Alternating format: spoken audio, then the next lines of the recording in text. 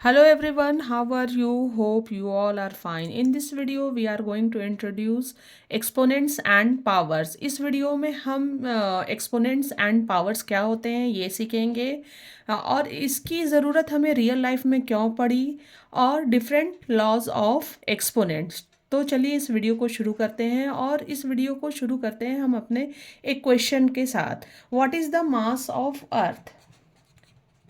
What is the mass of Earth?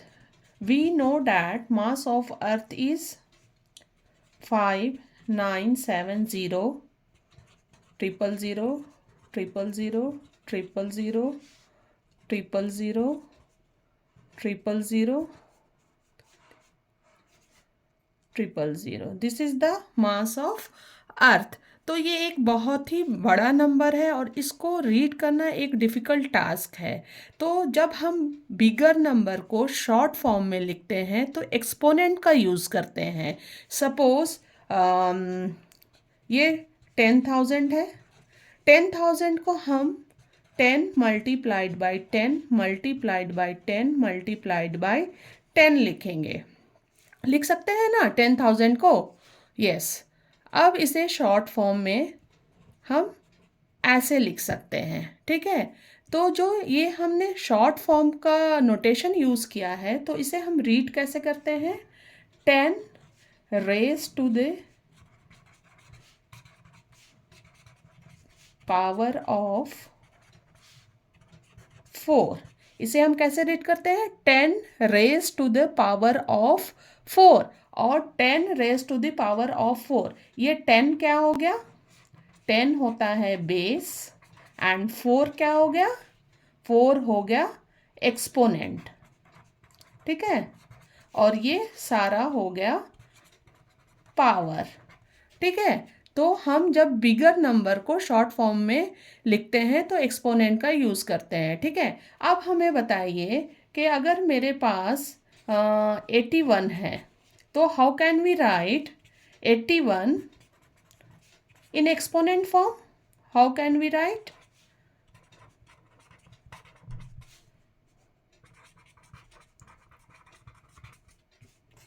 तो 81 को exponent form में लिखने के लिए सबसे पहले 81 का हम प्राइम फैक्टराइजेशन करते हैं। So let's do. डिवाइड करना है हमें। 81 किससे डिविजिबल है? 3 से। 3 2 ज़ा 6, 3 7 ज़ा 21, 3 9 ज़ा 27, 3 3 ज़ा 9 एंड 3 1 ज़ा 3। तो हम 81 को मल्टीप्लिकेशन के फॉर्म में प्राइम फैक्टराइजेशन में कैसे लिख सकते हैं? 3 multiplied by 3 multiplied by 3 multiplied by 3। So we can write 81 equals to 3 raised to the power of 4. 3 raised to the power of 4। इसका मतलब ये है 3 क्या हो गया? बेस हो गया and 4 is exponent. 3 raise to the power of 4। इसका मतलब ये है कि 3 खुद से ही 3 टाइम्स मल्टीप्लाइड हो रहा है 4 टाइम्स। अगर 10 रेज टू द पावर 4 है तो इसका मतलब है कि 10 खुद से ही मल्टीप्लाइड हो रहा है 4 times. 10 multiplied by 10 multiplied by 10। तो ये हम समझ गए। अब सिर्फ पॉजिटिव नंबर को ही हम एक्सपोनेंट के फॉर्म में नहीं लिख सकते हैं, बल्कि हम नेगेटिव नंबर को भी एक्सपोनेंट फॉर्म में लिख सकते हैं। सपोज ये है हमारा -2 raise to the power of 3। तो इसकी क्या वैल्यू आ जाएगी? -2 raise to the power of 3। इसका मतलब है -2 खुद से ही मल्टीप्लाइड हो रहा है 3 टाइम्स। तो इसका आंसर क्या निकलेगा? -2 मल्टीप्लाइड बाई -2। 2 2 ज़ा 4 and minus minus plus multiplied by -2। 4 2 ज़ा 8 -8। राइट। अब सिर्फ हम पॉजिटिव नंबर हो गया, नेगेटिव नंबर हो गया। अब हम वेरिएबल को भी एक्सपोनेंट के फॉर्म में लिख सकते हैं, ठीक है। Suppose a multiplied by a multiplied by B multiplied by B. तो इसे हम एक्सपोनेंट के फॉर्म में, शॉर्ट फॉर्म में कैसे लिख सकते हैं? A raise to the power of 2 b raise to the power of 3।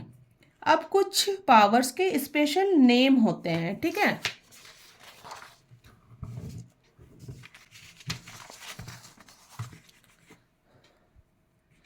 जैसे 10 raise to the power of 2 है, तो इसे हम रीड करते हैं 10 raise to the power of 2। और इसका स्पेशल नेम क्या है? इसे हम 10 स्क्वायर्ड भी रीड कर सकते हैं, 10 स्क्वायर्ड। अगर 10 टू द पावर ऑफ 3 है तो इसे हम 10 क्यूब्ड भी रीड कर सकते हैं। अगर suppose 5 raise to the power of 3 है तो इसे हम क्या रीड कर सकते हैं? 5 क्यूब्ड। और इसकी वैल्यू क्या आएगी 5 raise to the power of 3? ये आप कमेंट करके हमें बताना, ठीक है। Let's start laws of exponent. The first law is multiplying powers with the same base. Suppose हमारे पास एक एग्जाम्पल है 2 raise to the power of 3 multiplied by 2 raise to the power of 2। अब हम इसे 2 क्यूब्ड मल्टीप्लाइड बाई 2 स्क्वायर्ड भी read कर सकते हैं।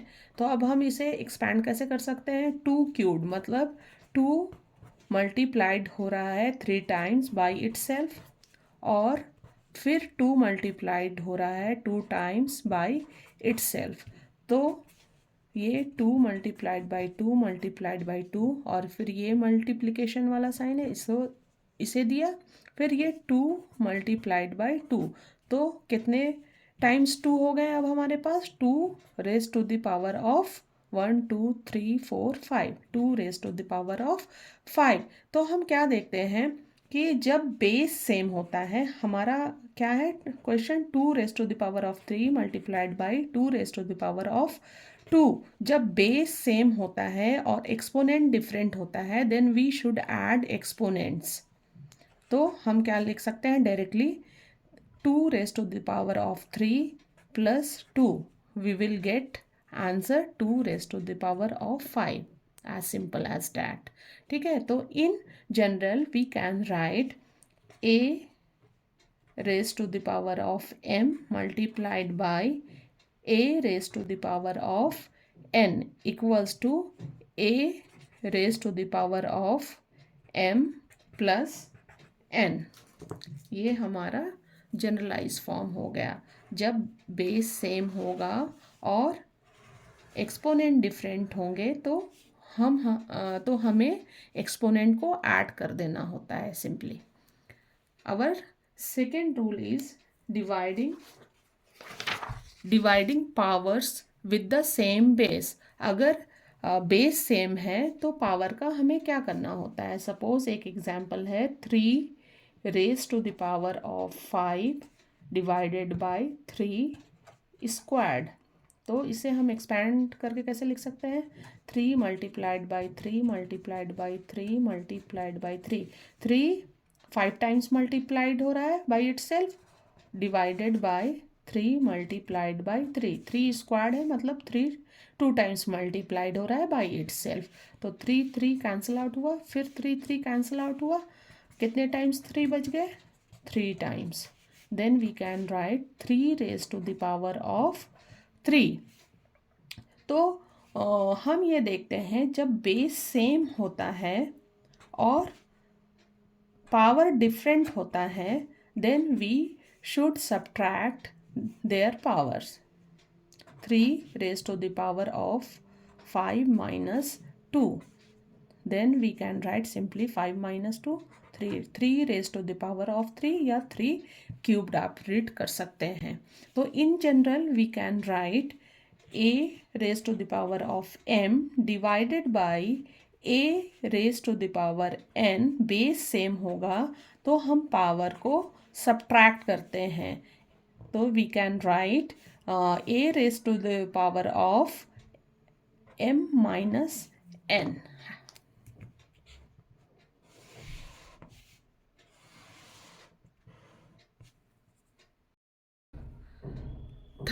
Law is taking power of a power. अब ये क्या होता है, पावर का भी पावर ले लेना। सपोज एक एग्जांपल है 2 raise to the power of 3 raise to the power of 2।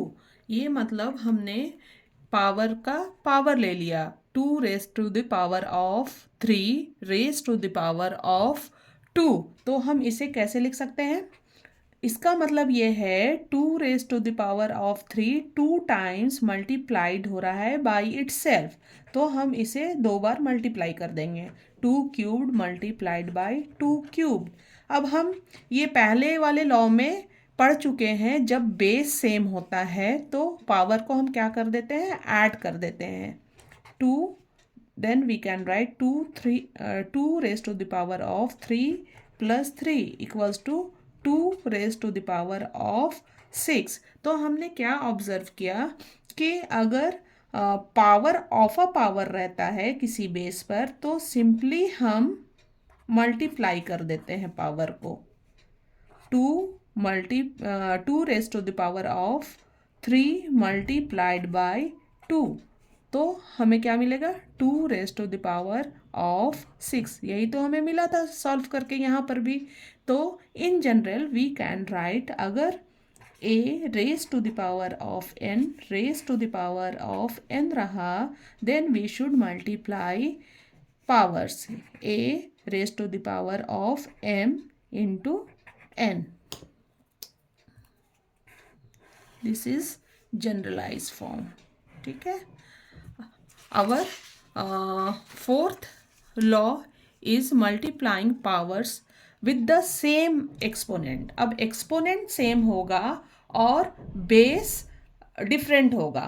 तो सपोज एक एग्जाम्पल है, क्या है, 2 raise to the power of 3 multiplied by 3 raise to the power of 3। Power same है, अब क्या है, बेस डिफरेंट है। तो इससे पहले हम सिंपल मेथड से सॉल्व कर लेते हैं। 2 क्यूब्ड है तो मतलब 2 3 टाइम्स मल्टीप्लाइड हो रहा है बाई इटसेल्फ, और 3 भी 3 टाइम्स मल्टीप्लाइड हो रहा है बाई इटसेल्फ। ठीक है। अब 2 और 3 का हम पेयर बना लेते हैं। ये 2 ले लिया और पहला वाला ये 3, फिर से हम पेयर बना लेते हैं, सेकेंड वाला 2 सेकेंड वाला 3, and the last pair is again 2 multiplied by 3। ऐसा हम लिख सकते हैं, जी लिख सकते हैं। तो 3 2 ज़ा 6 मल्टीप्लाइड बाय, वही 3 2 ज़ा 6 मल्टीप्लाइड बाय 3 2 ज़ा 6। तो 6 इंटू 6 इंटू 6 को हम एक्सपोनेंट के फॉर्म में कैसे लिख सकते हैं, 6 क्यूब्ड या 6 raise to the power of 3। तो हमने क्या ऑब्जर्व किया, अगर पावर सेम होता है और बेस डिफरेंट होता है तो हम क्या करेंगे, सिंपली बेस को मल्टीप्लाई कर देंगे और पावर कॉमन एक जगह पर लिख देते हैं दोनों के लिए। तो 2 3 ज़ा 2 और 3 बेस को मल्टीप्लाई करना है और पावर को कॉमन लिख देना है दोनों के लिए। मतलब ये 3 इस 2 पर भी है पावर और ये 3 पावर 3 पर भी है। तो 2 3 ज़ा 6 रेज टू द पावर 3। यही तो हमें मिला था सॉल्व करके यहाँ पर भी। Then we can now we can write generalize form for this rule. क्या लिख सकते हैं जनरलाइज फॉर्म में, a raise to the power of m multiplied by b raise to the power of m। मतलब बेस सेम है और exponent different रहेगा, तब हम बेस को सिंपली मल्टीप्लाई कर देंगे और एक्सपोनेंट को कॉमन दोनों के लिए एक बार लिख देंगे। ठीक है। Now rule number 5, what is the rule number of 5? Dividing power with the same exponent। अब एक्सपोनेंट सेम होगा और बेस डिफरेंट होगा। Suppose we have example 2 raise to the power of 4 divided by 3 raise to the power of 4। तो 2 raise to the power of 4 है तो मतलब 2 4 times multiplied हो रहा है और 3 भी 4 टाइम्स मल्टीप्लाइड हो रहा है। अब 2/3 को इंडिविजुअली हम अलग अलग से 4 टाइम्स लिख सकते हैं। 2/3, 2/3, 2/3, 2/3 इस फॉर्म में हम लिख सकते हैं ना? हाँ, बिल्कुल लिख सकते हैं। अब 2/3 कितने टाइम्स है? 4 टाइम्स है। Then we can write 2/3 raise to the power of 4। इसका मतलब क्या हुआ? In general how can we write? अगर a raise to the power of m divided by b raise to the power of m रहा तो हम लिख सकते हैं फ्रैक्शनल फॉर्म में कैसे? a raise to the power m divided by b raise to the power of m और a divided by b raise to the power of m। ये हो गया हमारा जनरलाइज्ड फॉर्म।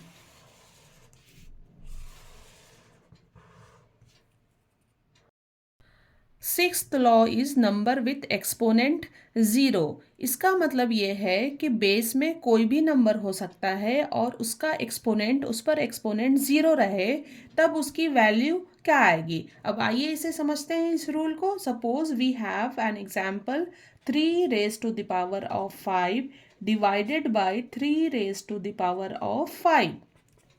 अब 3 raise to the power of 5 है तो 3 को हम कितने टाइम्स लिख सकते हैं? 5 times in the numerator and also in denominator, क्योंकि denominator में भी 3 raise to the power of 5 है। 5। अब 3 ये कैंसिल आउट हो गया, ये कैंसिल आउट हो गया, ये भी कैंसिल हुआ, ये भी, ये भी, ये भी, ये भी। तो फाइनली हमें आंसर क्या मिला? 1। ठीक है। अब तो इसे हमने ये अभी सिंपली सॉल्व कर लिया, लेकिन जब हम लॉ ऑफ एक्सपोनेंट को यूज करेंगे by using law of exponent, तो हमने क्या सीखा है सेकेंड लॉ में? जब बेस सेम होता है तो क्या करते हैं? एक्सपोनेंट को माइनस कर देते हैं। यही अभी हमने सीखा ना सेकेंड लॉ में। 3 raise to the power of 5 divided by 3 raise to the power of 5। Base same है तो पावर को क्या करना है? माइनस कर देना है। 3 raise to the power of 5 minus 5 equals to 3 raise to the power of 0। तो 3 raise to the power of 0 होता है इक्वल्स टू 1। जब कोई भी नंबर पर एक्सपोनेंट 0 हो देन उसकी वैल्यू ऑलवेज 1 के इक्वल होती है। कोई भी हम नंबर ले लें 67, 80, लाख या 1005 raise to the power 0, then उसकी वैल्यू क्या आएगी? हमेशा 1 के इक्वल आएगी। तो इसकी वैल्यू क्या आएगी आप हमें कमेंट करके बताइएगा। Suppose 5036 raise to the power 0, इसकी वैल्यू क्या आएगी आपको कमेंट करके हमें बताना है। This is 7th law and this is the last one. जब -1 पर एक्सपोनेंट कोई इवन नंबर रहता है तो उसकी वैल्यू ऑलवेज +1 के इक्वल होती है। -1 पर कोई पावर इवन नंबर हो तो उसकी वैल्यू 1 होती है। सपोज कुछ एग्जाम्पल देख सकते हैं हम। अगर -1 पर -1 raise to the power any even number आप ले सकते हैं। सपोज मैंने ले लिया 8, तो इसकी वैल्यू 1 के इक्वल आएगी। अगर मैंने -1 रेज टू द पावर 212 ले लिया तो इसकी वैल्यू भी 1 आएगी। क्यों आएगी? 212 एक इवन नंबर है और जब भी -1 पर एक्सपोनेंट कोई भी इवन नंबर होगा तो उसकी वैल्यू +1 होगी। और इसी का एक दूसरा रूल है कि -1 पर कोई भी एक्सपोनेंट अगर ऑड नंबर होगा तो उसकी वैल्यू -1 होती है। एग्जाम्पल हम देख लेते हैं। अगर -1 रेज टू द पावर, कोई भी ऑड नंबर हम ले सकते हैं, 17, तो इसकी वैल्यू ऑलवेज इक्वल टू 1 होती है। अगर -1 रेज टू द पावर 619 है तो इसकी वैल्यू क्या आ जाएगी, -1। 619 कैसा नंबर है, एक ऑड नंबर है। जब भी -1 पर एक ऑड नंबर एक्सपोनेंट होगा then the value of that power is -1। अगर वीडियो अच्छी लगी है, आपको समझ में आया है, देन वीडियो को आप लाइक करें और चैनल पर अगर नए हो तो सब्सक्राइब करें। Thank you.